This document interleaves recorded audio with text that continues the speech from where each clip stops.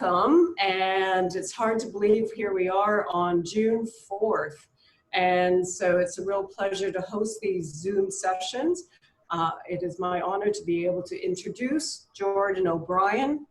Jordan has over 20 years of experience working with government, sometimes on issues and sometimes on the outside.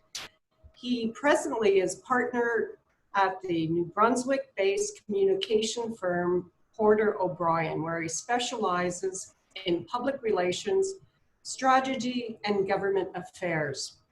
He has previously occupied both political and civil service roles in both the federal and provincial governments, including Chief of Staff to the Premier in New Brunswick. He is an expert in machinery and processes of government and will provide an overall view of those today. Before Jordan starts, it is a real pleasure to welcome back Alan Bonner. Alan Bonner is a member of the club, and also he has been very busy in helping to create some incredible videos that are posted on our website. So please help welcome Alan Bonner and Jordan O'Brien. Well, thank you very much, Leanne. I wanted to be the impresario here to introduce Jordan for a couple of reasons. One is he's a great friend. We've spent many happy times together in both New Brunswick and Toronto. He has relatives in Hamilton, so he sometimes deigns to drop into Toronto on the way to the more important city in his life. And we've been doing business together for about a dozen years. Secondly, he's not only a friend of mine, but he's a friend of the club's. We had a wonderful lunch one time on the patio served by one of my favorite servers, that's Dale. And Jordan and I still talk about that happy event, and he will be back to the club when we are back open. Secondly, by way of an introduction to Jordan, I was once running an orientation session for a new government in Western Canada and had most of the political staff, if not all, there. And I was trying to illustrate the need to be thoughtful and respectful when a constituent called with a problem. And I said, can anybody here please tell me how the government works? Would you like to put up a hand and come forward and make a little presentation on that? And about 50 people all looked at their shoes and the walls and the ceiling and tried to avoid eye contact, because nobody does know how the government works. It's like the proverbial elephant being felt by blindfolded people. It feels like a wall, a tree trunk, a garden hose, etc. Well, Jordan actually knows how the government works, and it's really, really interesting. He and I had some pre-facto conversations.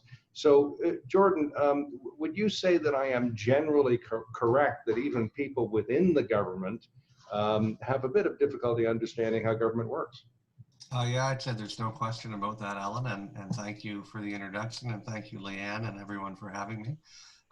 The trick is that government's a very complex machine, and hence the term machinery of government that political scientists have coined, because it is like a machine. There's many different moving parts working complementary to each other.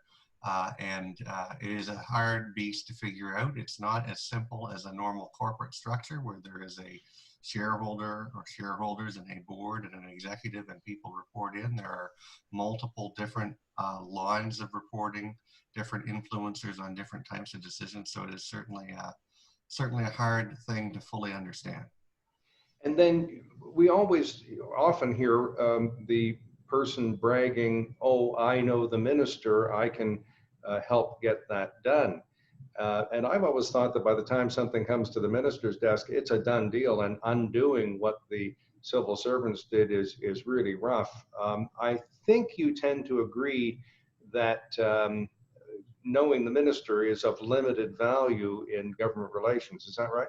Yeah, that's fair. I mean, it certainly has its value, but it's nowhere near the end all and be all.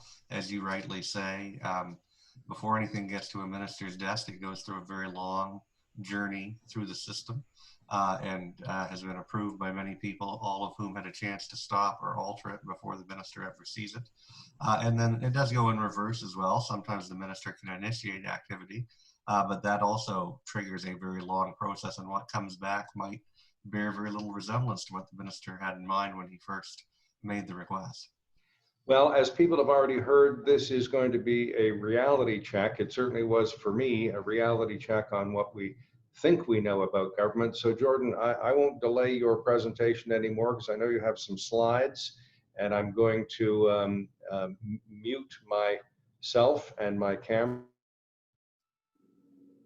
You muted yourself prematurely, I think, Alan.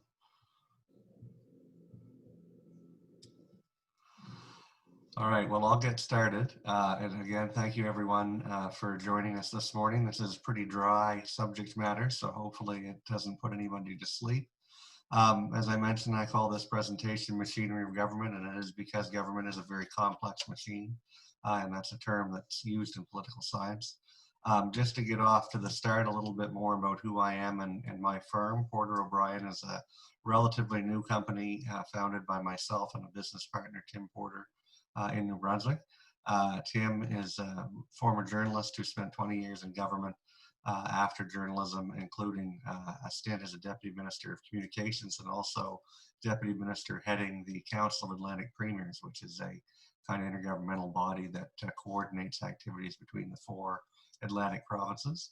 I have a background in both government relations and public relations, both in the private and public sector. I've spent most of my career in New Brunswick, which is where I'm from, but I did spend 5 years in Ottawa in various roles, both political roles in Parliament Hill and ministers' offices and in government relations in the private sector. Little overview of today's agenda.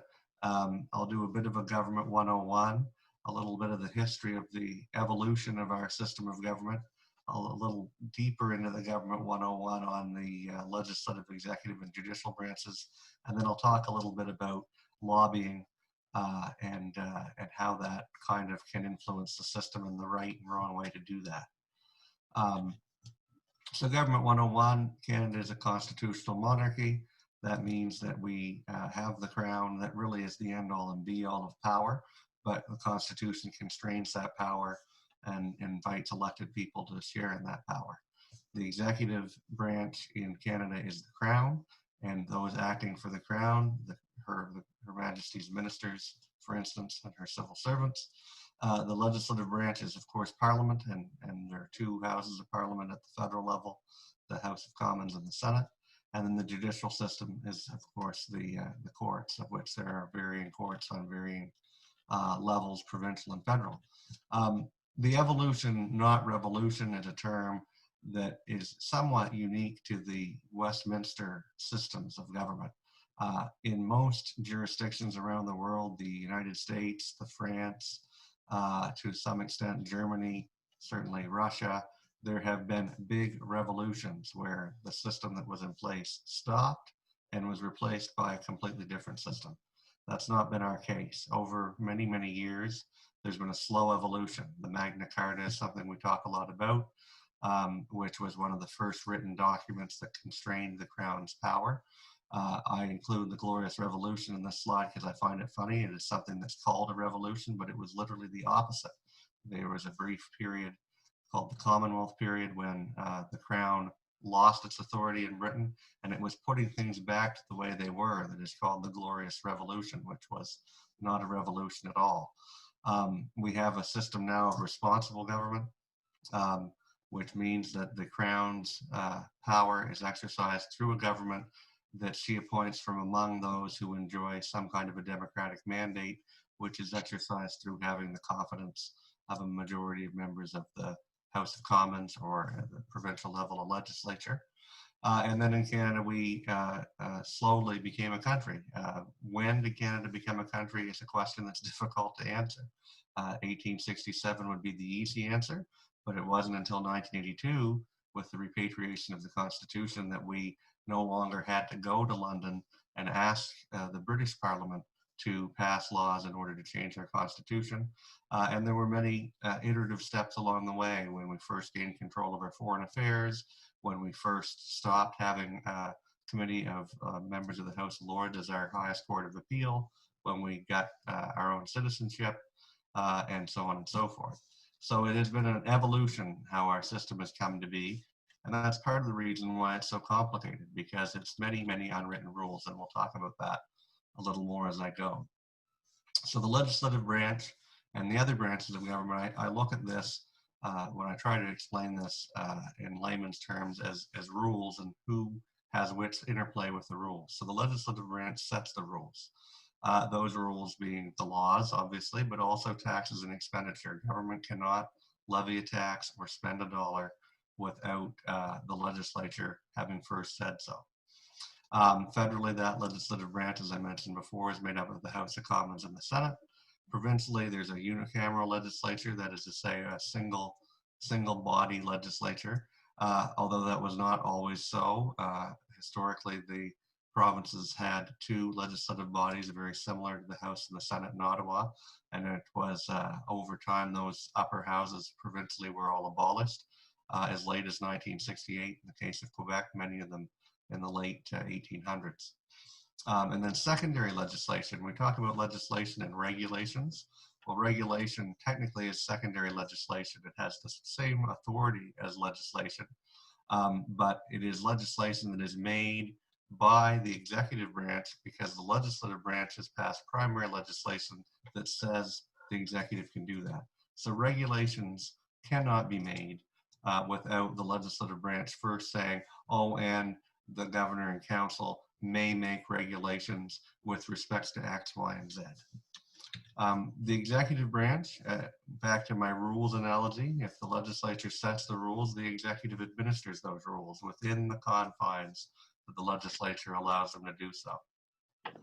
Part of our evolution over time is that we have, again, this is not something you would see in particular in the United States, this kind of fusion between the executive and the legislative branch. All the ministers who run the executive branch are generally members of the legislative branch and enjoy a majority in that place, either because their party has a majority or because some other parties, in the case of the minority, have agreed to support them on matters of confidence. And so that sometimes blurs the line between the executive and legislative branch, because the executive branch generally controls the legislative branch, except in a minority situation when you see a far higher level of scrutiny by the legislature, because they are a bit more independent in that case. I talked about secondary legislation and how the executive branch has power over that. A big part about the executive branch is that the day-to-day, it's the prime minister and the ministers, but they're all acting on behalf of the crown. The crown has delegated her authorities to those ministers, but there are some powers that are reserved by the crown, and this is part of the unwritten rules that can be very confusing, but we've seen these powers exercised quite a bit lately. Here in Canada, we had provincial elections that were somewhat inconclusive in both New Brunswick, where I'm from, and British Columbia in the last number of years, and the crown had to play a role in kind of mediating who would form the government and make a choice on who would form that government. The roles of many different people are a bit confused and convoluted, and that's what I talk about in this next bullet. So ministers, a lot of people think of as executives in the private sector sense, but they're not really. It's the deputy minister who is the CEO of the department that they run, and the minister's role would be analogous to that of a board. They have a policy setting, direction setting role, where the day-to-day management of the department is actually undertaken by the deputy ministers. And the deputy ministers, also a lot of people believe, report to the minister, can be hired and fired by the minister. Also not true. Deputy ministers are answerable to the premier or the prime minister, and who they are answerable to the premier or prime minister through is the clerk, and that is the top civil servant. In some jurisdictions, this role is called the clerk, most of them, but in others it's the secretary to the cabinet, or even the deputy minister to the premier or first minister. But the clerk is a very powerful role, but it's a very behind the scenes role. The analogy I would say is that the clerk is kind of the CEO of the government, and the premier or the prime minister is more like an executive chairman. And we don't really see it that way, because these clerks and deputy ministers, who exercise a great deal of power, are largely invisible from the public view.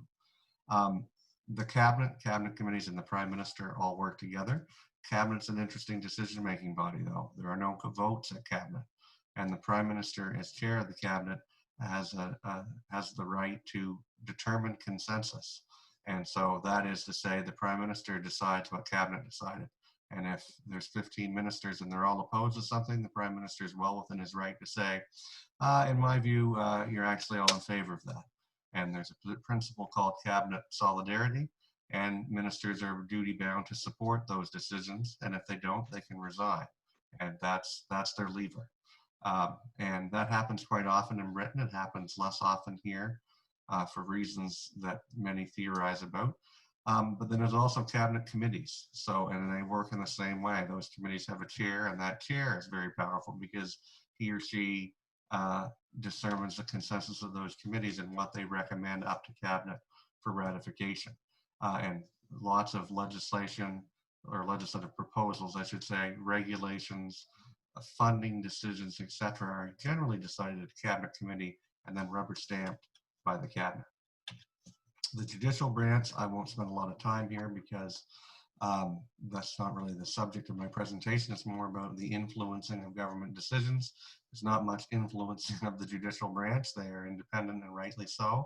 And what influencing happens to them happens in open court by lawyers making arguments about laws and precedents. But on my rules analogy, the legislature makes the rules, the executive administers the rules, the judicial branch interprets those rules. And there are levels of appeal all the way up to the Supreme Court of Canada. And we also in Canada have something called a reference case, which allows a government to go to the court preemptively and ask whether or not something is constitutional. One of the more famous examples of that would be on the Clarity Act. After the Quebec referendum of '95, the federal government asked the Supreme Court how and under what circumstances Quebec could separate, what would be constitutional, what wouldn't, and then they passed the Clarity Act, which makes it clear that a more substantial majority than 50% plus one is necessary for a province to separate. So lobbying, a lot of talk about lobbying. I do some lobbying. It's in some corners a dirty word, but there's a very big difference between what is understood in the public consciousness as lobbying through American cultural media and what it is in Canada. And in the United States, it's very much about influence peddling. Who do you know? Who can you donate money to? Who can you provide some kind of quid pro quo to? Most of that's illegal in Canada. And one great example of it is it's illegal in Canada to lobby on a commission basis or a success basis. You have to be paid the same amount, whether you succeed or don't succeed. There can't be a bonus for success. And there's a variety of other differences. A little anecdote is I was working as a lobbyist in Ottawa a number of years ago, and an American IT company had hired us, and we were dealing with their local people, but when it came to the contract, we were dealing with their head office in the US. And the individual I was dealing with said, oh, let me send you our standard contract for lobbyists, because they have dozens and dozens of lobbyists, one in almost all of the 50 states, several federally, etc. So they have this template. It was 60 some pages long. We had a standard contract in our firm that was 3 pages long. I went through their standard contract and it made no sense. It provided for things that just simply don't happen in Canada. Among them, you must carry lobbyists insurance. Well, we don't have that here. So I went back to him and sent him our draft contract and so forth. And then he called me a few hours later and said, I've read the Lobbyist Registration Act of Canada. I said, okay. He said, I just wanted to ask you a question. What exactly is it that you guys are planning to do for us? Because as far as I can see, lobbying is illegal in Canada. And frankly, what Americans would view as lobbying is illegal in Canada. So that's just a very different contextualization of what the general public thinks of lobbying and what is actually the case in this country. The Act is very broadly defines what lobbying is. It's anyone who's paid to communicate or arrange a meeting. And so that means that it can be people who are consultants, such as myself, but it can also be what is called an in-house lobbyist. And if you are the manager of the Legion in Woodstock, Ontario, and you call a government agency and ask if you can get a $5,000 grant to change some windows to be more energy efficient, that is lobbying, and that would require the person under the law to register as a lobbyist. That's how broad the definition is. People think of lobbyists as, you know, people in smoky rooms rubbing shoulders and trying to get billion-dollar defense contracts, and that is lobbying. But so is you know, a nonprofit trying to get a $5,000 grant. We have a very complex registration system in Canada. It's been in place since the 1980s. Anybody that is following the rules has to disclose in that public system who they're lobbying and for what. And that is all overseen by a commissioner that's an independent officer of Parliament who has authority to make investigation, sanctions, and so forth for people that aren't following the rules. This has all been fairly abstract. I presented a little bit of a case study to give you an example of how a decision can make its way through the system and how complex it can be. And this is something I was involved in about 15 years ago, and it was a 3-year process. Most people would remember the sponsorship scandal in the late years of the Repatriation prime ministership that kind of unfolded in the public eye under the Paul Martin prime ministership. And there was a program that was launched after the Quebec referendum called the sponsorship scandal. And its main purpose was to get the Canadian brand in everybody's face, particularly in Quebec, to remind them that there is a federal government that is doing things that they might see of value. It was badly abused. There was a lot of corruption. The program was canceled by Paul Martin, and that had unintended consequences. Although there was a lot of corruption and a lot of misuse of funds, there was also a lot of good use of those funds, and a lot of festivals and cultural events were dependent on this funding and were facing cancellation and bankruptcy because of the cancellation of this program. As that was bubbling up, the government changed. Stephen Harper became prime minister. Most of the big festivals that were taking big advantage of this were Quebec companies, and they didn't have a very attentive ear in that new government that had very little Quebec representation and, you know, kind of a Western populist, Quebec gets everything, we don't need to give them any more attitude. And so we were hired to try to help them convince the federal government to replace the sponsorship scandal with something that would fund festivals like it was the Just for Laughs Festival and the Carnival Bonhomme in Quebec City were two of the bigger ones. But there were many other ones that were at extreme financial risk. So we looked at stakeholders that might be more influential with the government. So rather than the Just for Laughs Festival going forward and lobbying the government, we built a coalition across the country with outfits like the Calgary Stampede, which the Prime Minister and several of his most senior ministers were from Calgary. And so, you know, the risk of the Calgary Stampede being canceled was very real to them. So we talked to them about those different stakeholders that would benefit.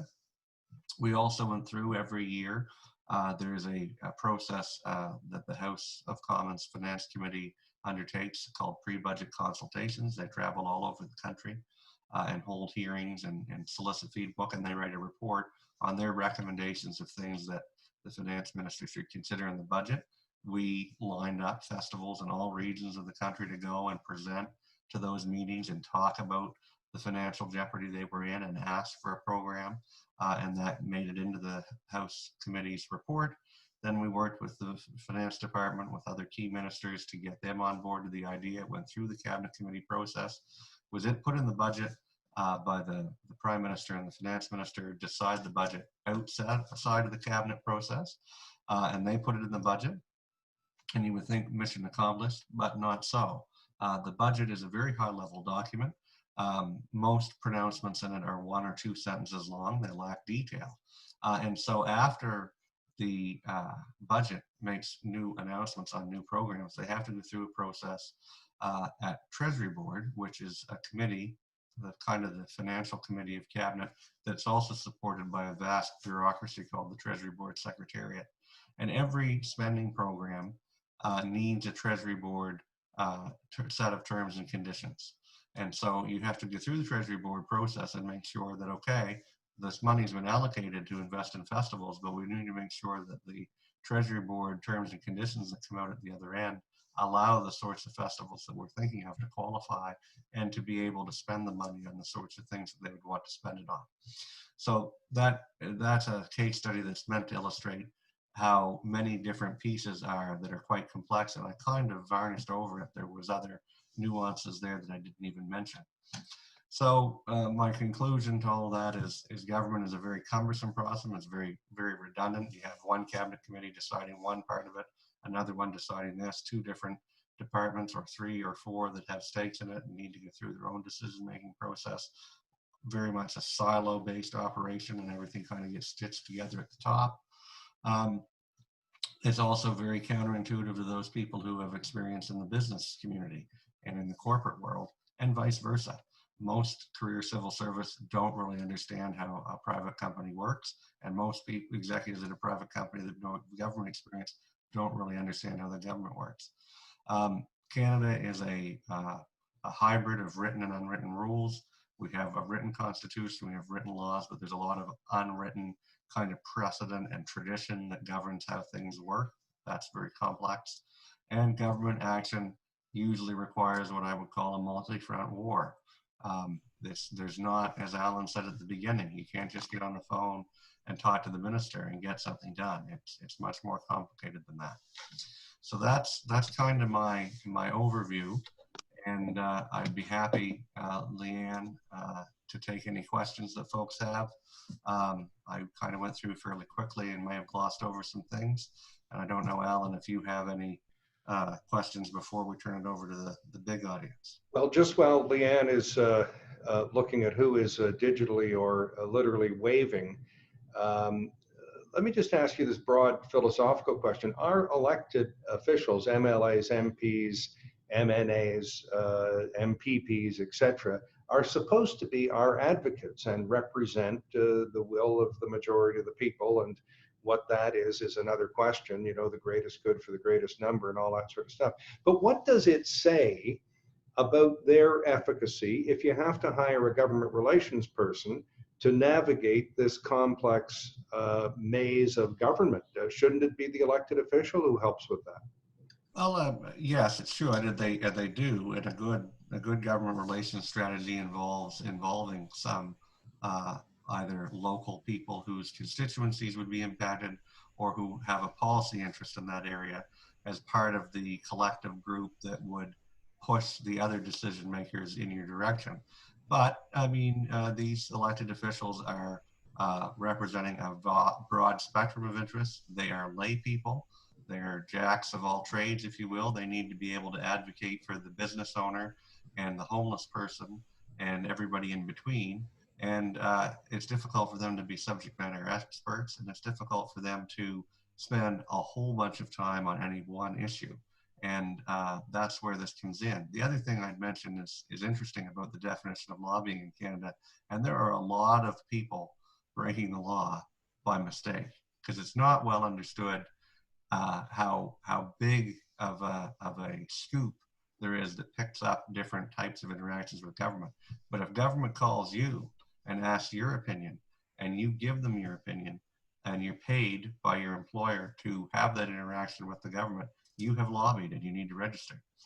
And well, my guess is many members of the faculty club are also de facto lobbyists. I bet they are called. I mean, I remember, I won't mention the names, but during some of the big events that I've been involved in, the 2 Gulf Wars and so on, we had daily media monitoring done by a U of T professor. So that's a good wake-up call, Jordan.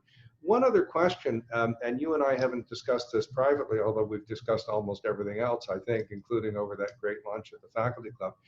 But since you began 20 years ago or so, there has been this new thing in government called variously horizontal government or new public management, and that involves hiving things out of the ministerial form. A big example from my practice is CMHC, the Canada Mortgage and Housing Corporation, has been in and out of the ministerial form, an arm's length Crown Corporation, all kinds of different forms. I'm not sure what the public gets out of those changes, but at least they are changes. At any rate, horizontal government is supposedly people in the ministry dealing horizontally out there with non-governmental organizations and suppliers of services, some of whom are professors, and new public management is treating citizens as if they were customers and driving them to the web. How does that affect your business of lobbying? It generally makes it more complicated. So government isn't very good at simplifying things. So usually the notion of a horizontal initiative, and that being the opposite of vertical. So government generally is very siloed and it's very command and control. So decision makes its way up to the top of the department. Notion of horizontal is we take some people at the working level and get them all on the same page and try to have them co-adopt something. But then inevitably, whatever they come up with together has to go up their 4 different silos to the top, and then maybe it gets changed in one department on the way up and not the other. And so those things can really kind of complicate matters. Government is not good at being nimble or lean. And you're kind of also lobbying a non-governmental organization that you wouldn't think you would need to in the government relations business. Okay. If I may say, great minds think alike, because I was going to ask you a question that's in the chat room here, and that is that it is legal to make law, it's either law or policy, but the question is law by order in council. And you quite rightly said that there is legislation, there's regulation, there's policy in the US, signing orders, earmarks, and they sort of have the force of law, but they aren't really laws. Would you address that, please? Yeah, so that's what I was talking about when I talk about secondary legislation.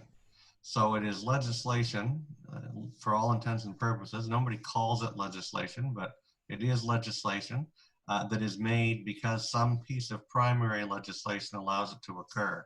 And the language that you would want to look for in a piece of legislation, an act, is the governor in council may ... And if the governor and council may do something, then they may do it. And the way they do it is through an order in council. So anytime that a piece of legislation says the governor and council may do this, the way they do that is through an order in council. And you can go to look to see if those order in councils exist, to see if they've exercised that authority. And most provinces, I think, and certainly the federal government nowadays, have a quite user-friendly order in council search engine, and those are all public after a very short period of time after they've been made the force of law. So you can go and search, and you can search by act, because all of them have to derive their authority from an act. So if the Financial Administration Act gives the governor and council the authority to do something, you can go and search on the order in council website for orders in council that relate to the Financial Administration Act and see those orders in council. And Jordan, the question literally says, but how does it work? Is this a vote of the cabinet, or is it a document that is signed and under seal, or what are the mechanics of an order in council? That's a great question, actually. So the vehicle through which cabinets make decisions are things called memoranda to cabinet. And so it's a very complex looking memo, but it's a memo addressed to the cabinet, and it has a recommended action. And the recommended action might be that the governor and council make a regulation that says the following. And so that memo goes, and cabinet either accepts the recommendation or they don't. And behind that recommendation, there are many, many pages of paper, background research, alternatives considered, et cetera, et cetera.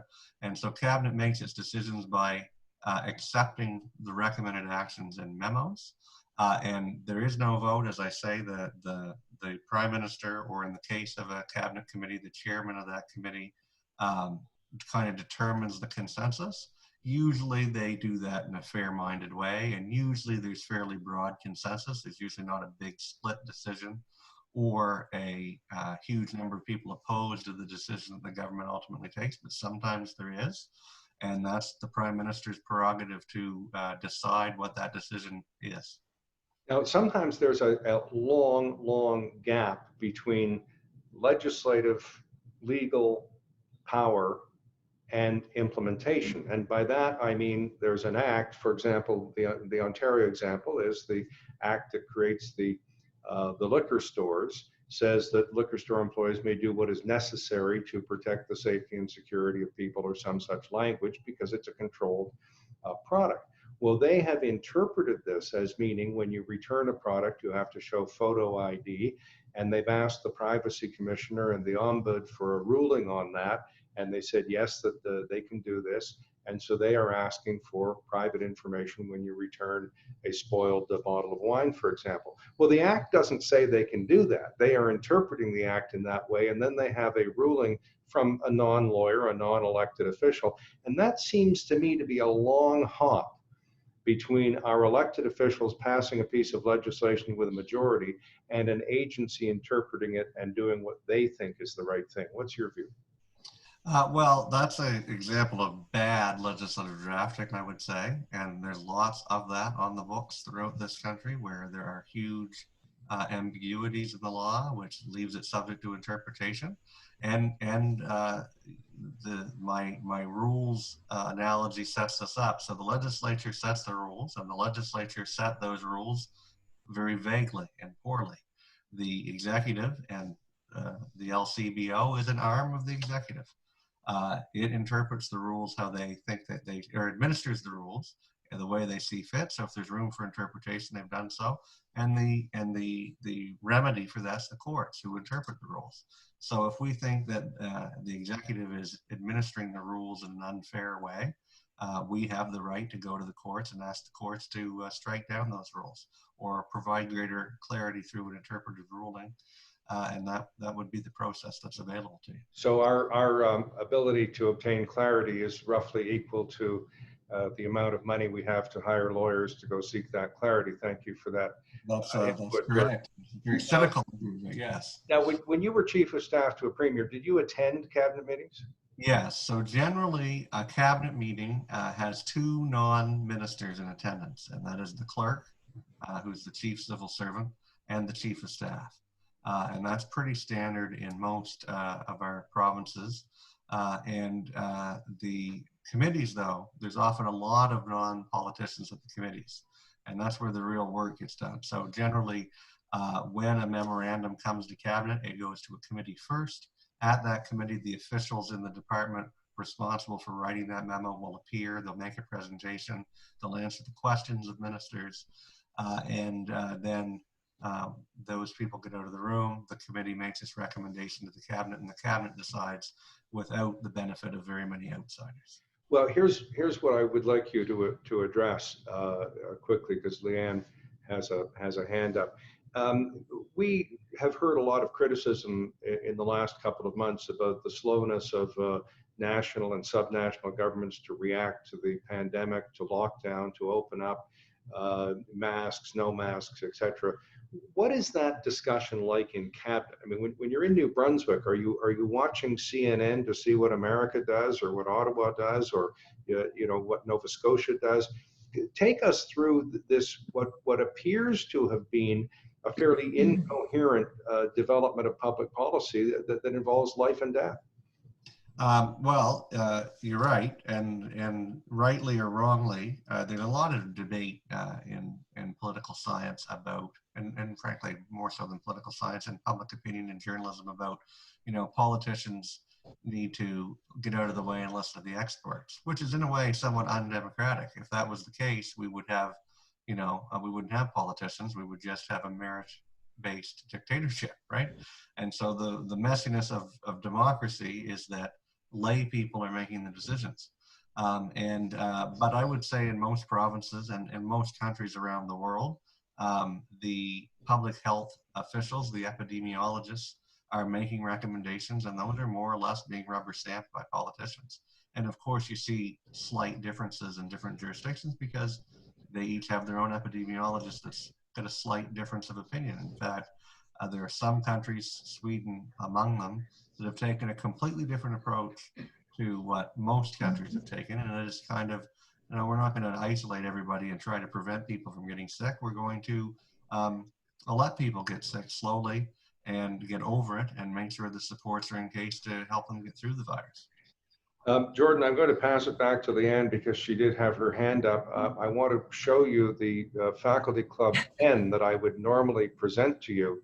and might have a bow on it. There could be a little ceremony or something. And frankly, sometimes I slip an extra couple into my guests' pockets with permission, of course. Leanne, back to you. And I just want to point out, Leanne has this beautiful virtual background with the Faculty Club crest on it. It looks like she has a halo. That's an optical effect. She isn't actually displaying a halo. Leanne. Thank you so much, Alan. I think you read my mind there. I was going to ask Jordan, in light of this pandemic that we're in, and now understanding all the layers that a decision has to go through, I was curious as to how these decisions have been happening so quickly.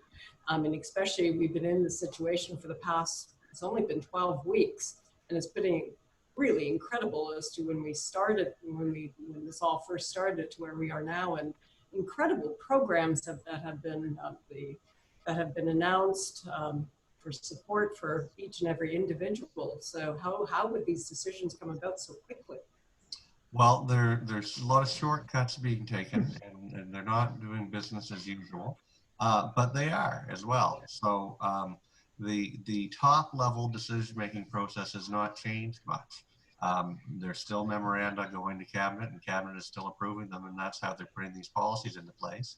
But instead of it maybe being done by a project officer who then sends it to his manager, who then sends it to her director, who sends it to her senior director, who sends it to her director general, and sends it to his assistant deputy minister, who sends it to her associate deputy minister, who sends it to his deputy minister. And then it gets signed and sent to the minister for the minister's signature, and then it goes to cabinet. That's the normal process. So they've skipped a few steps in that process. And the other place where there's been a lot of skipping, and I think in hindsight, in a few years, we may look back upon this as a bit of a failure of our system, is the legislative oversight of all this has been very minimal. And so some of these things governments have been able to do by ordering council because there was already a legislative framework to allow them to spend money in this way or put restrictions forward in this way. Sometimes there hasn't been. So there's needed to be new legislation, and that legislation has gone in to Parliament, and normally it would take at least 3 days for any kind of legislation that's even fast tracked to pass. They're passing it in 3 minutes by unanimous consent. Very little oversight. In some cases, they're doing the oversight after the fact.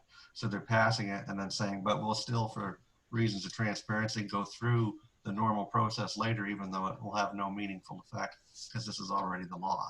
And so there have been steps skipped, but all of the steps have still been, the most meaningful steps have still been taken. The legislature has still passed legislation when it has had to, although in a very expeditious manner. And the cabinet process itself has not actually been shortcutted very much. It's just the way to that has been shortcutted.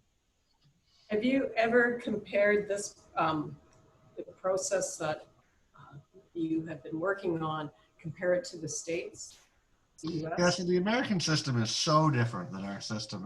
It's very difficult to compare. Like it's a totally different thing. So the basics are the same. So you still have the executive, legislative, and judicial branch with the same general scopes of authority, but you have the president, who is both the head of state, the head of government, whereas here we have the crown that's the head of state and the prime minister that's the head of government. And so there's a tension and an accountability and a check and balance there that doesn't exist in the States. But also on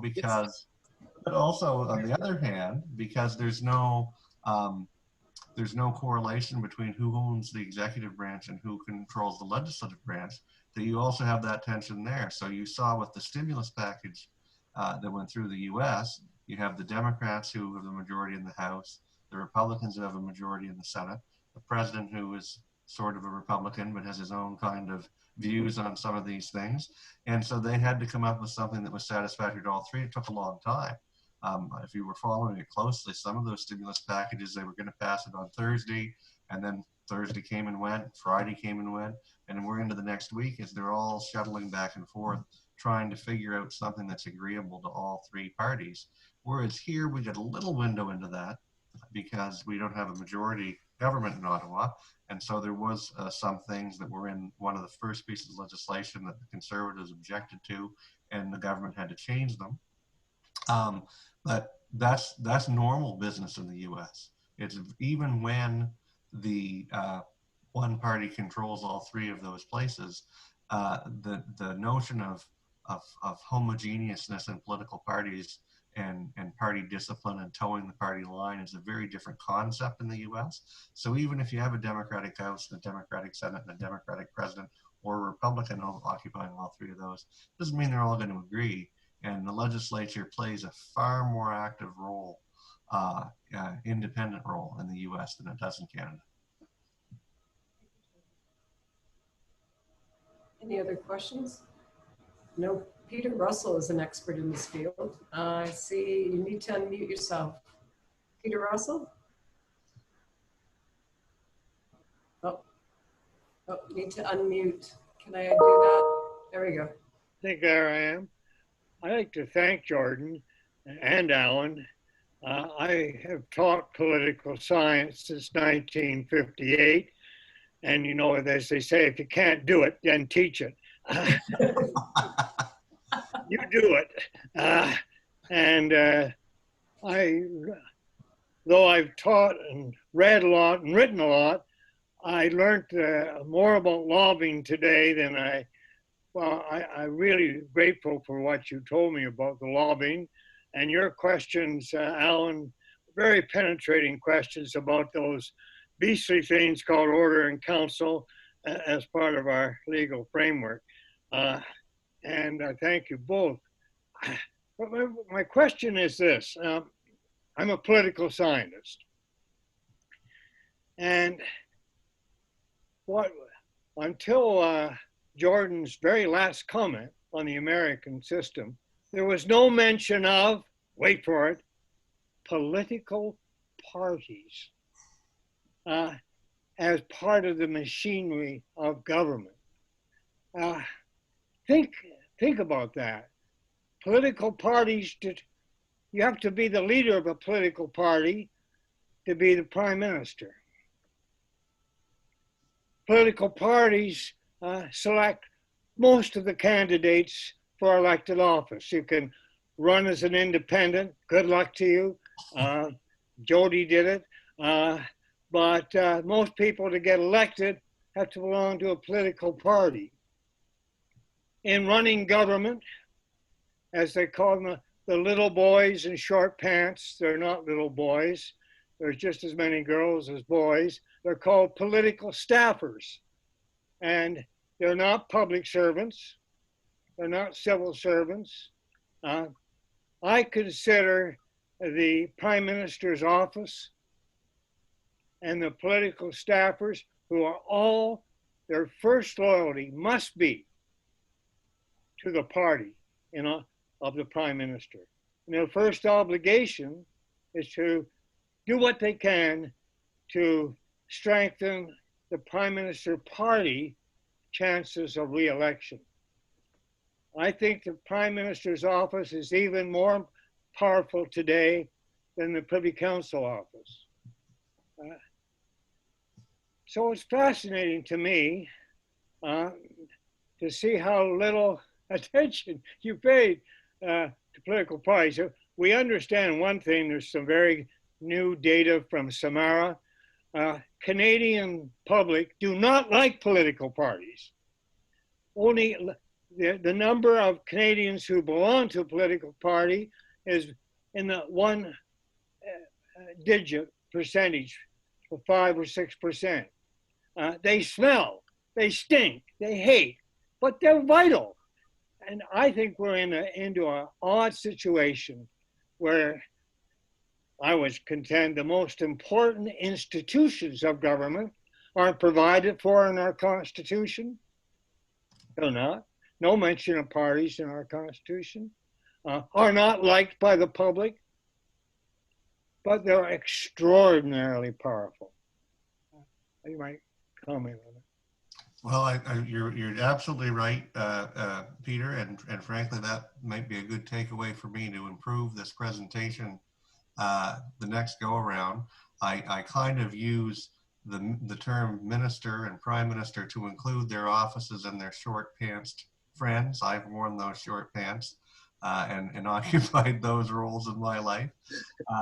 But you're right, there's a great deal of influence there, and it's because, and particularly at the Prime Minister's level, the Prime Minister, as the de facto head of both the executive and legislative branch, is very powerful. And these politicians that are in the cabinet, I don't know if I've ever met a member of Parliament who didn't want to be a minister.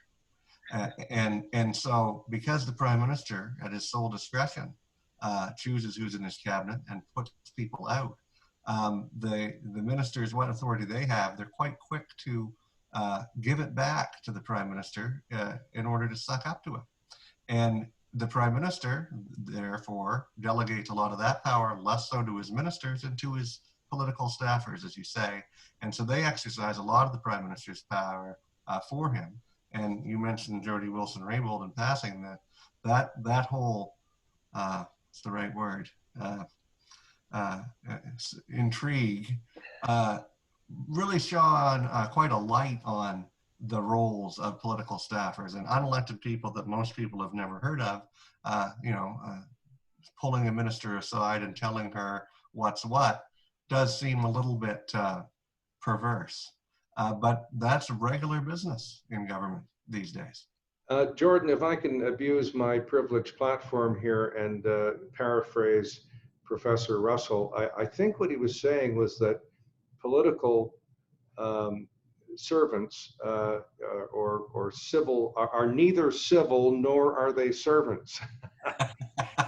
And since this is a University of Toronto event, I want to go in the Wayback Machine, Professor Russell.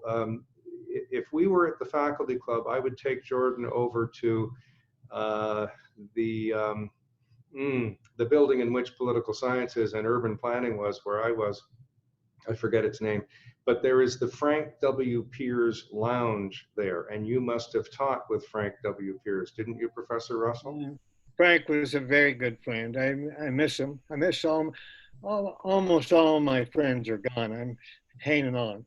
Well, having been a broadcaster, when I found that he'd written the definitive 2-thick volume piece on broadcasting in Canada, the public eye is one of the names. I sought him out years ago, and I wanted him to supervise a PhD thesis. But at that lunch, he told me he was retiring and couldn't. But every time I walk by, I have a good feeling about Frank Pierce.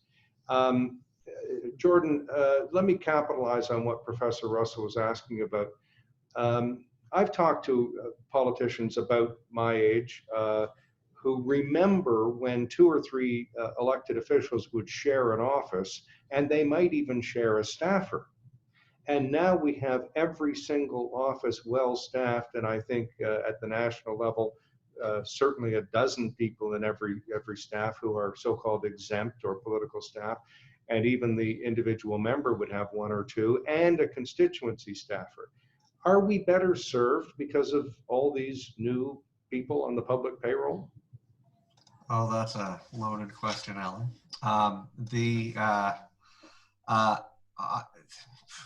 So things are more complex than they used to be. Things move a lot more quickly. I'll give you a great example. In New Brunswick, we have a flag. I don't know if you're familiar with it. It's one of my favorite of the provincial flags. It's got a big boat on it, and it's mostly yellow with blue at the bottom and red at the top. How that came to pass is the following. In 1965, federally, they adopted the maple leaf flag, as you would recall. And the conservative movement across the country was quite opposed to that. They wanted to keep the red ensign with the Union Jack in the corner, and they wanted to keep that tied to Britain. So a lot of provinces, Ontario among them, adopted the red ensign as their provincial flag. And there was a big move by the Conservatives in New Brunswick to do the same. At the time, the Premier of New Brunswick was Louis Robichaud, who was the first Acadian to be elected to the office. There had been another fellow who had finished out a term in the 1920s. And he had a lot of very passionate Acadian folks around him. And there's a fellow who just passed away by the name of Robert Pichette, who was one of his staffers. And this is how different of a time it was. Louis Robichaud was on holiday for a month and couldn't be reached. And in the month that transpired, the rubber show was going to get back in Fredericton the day before the legislature was convened. And the Conservatives had been mustering up support amongst Anglophone liberals to support a motion of theirs to make the red ensign the flag of New Brunswick. So over the course of that month, they were able to design this flag, pass it around to a few people, get them to agree that it was a good flag, et cetera, et cetera. And when Robichaud arrived on the Monday night, they said, this is the flag, we want to make the New Brunswick flag. Let's have a cabinet meeting in the morning and pass it. Well, that all took place over the course of a month. Today, that would all take place over the course of an hour. You know, the Conservatives would go to the press and say that they're going to move that the red ensign become the flag. There'd be calls coming in from the press. The story would already be online. Even in my short time, it used to be possible for me to talk a reporter into waiting 2 or 3 days before they ran a story so I could get some more information. Now they've already published the first version of their story on the website before they even call you for comment. And they're never going to take it down after that. And so it's a kind of a long example to just say things move so much more quickly now that it's difficult for one person to do what one person could do in the past. The other part that I would say about it is that they also are responsible for a lot more things. Think of what was when government was a going concern 150 years ago. We didn't have a public health care system. We didn't have a labor code, et cetera, and we had fewer, but for all intents and purposes, approximately the same number of representatives with a small fraction of the population. So back in those days, an MP might get elected with 400 or 500 votes, whereas now they get elected with 40 or 50,000 votes. So they get a lot more constituents to tend to, as well as a more complex government and a faster moving system. So is it better that we have all these unelected staffers around? I don't know that it is better or not. I think that there are certainly lots of cons, but it is just, it's different. You're muted, Leanne. I think this conversation could go on for an hour or more, and we will carry on with this conversation. And when we get back to reopening the club, I will be inviting all the speakers, and that's Professor Russell, Jordan, and Alan Bonner, that we can all come together and carry on with this conversation. So I would really like to thank Jordan for taking the time today and to be able to help us kind of understand on how the government works and how complex it is and how many layers there are. And a special thank you to Alan Bonner for arranging to have Jordan with us today. And also Alan has arranged for the upcoming speaker next week, and that is Brendan Smith. And also there's some other great Zoom events we have happening next week. Henderson Brewery on Friday, next Friday, and also upcoming soon, we'll be starting some virtual art show blast. Sorry, I'm just opening this up. And what else? We also have Steve Paikin coming on June 23rd, I believe it is. My internet's a little slow. Here we are. Ken Bartlett is on June 23rd as well, talking about the Renaissance area and the arts. And Amy Barron, and that's to do with Agatha Christie, and Daniel Agostino. So this is all announced in the email blast. There'll be another email coming out tomorrow, and that will be our survey for all our members, so that we'll get a sense if everybody's interested in takeout. We're looking at how we can engage with our members. So thank you so much for coming and Zooming with us today. It's so great to see all our members, and looking forward to the day that we can all come back together and hopefully on the patio soon. Thank you. Be well. Thank you all very much. Thank you so much, George.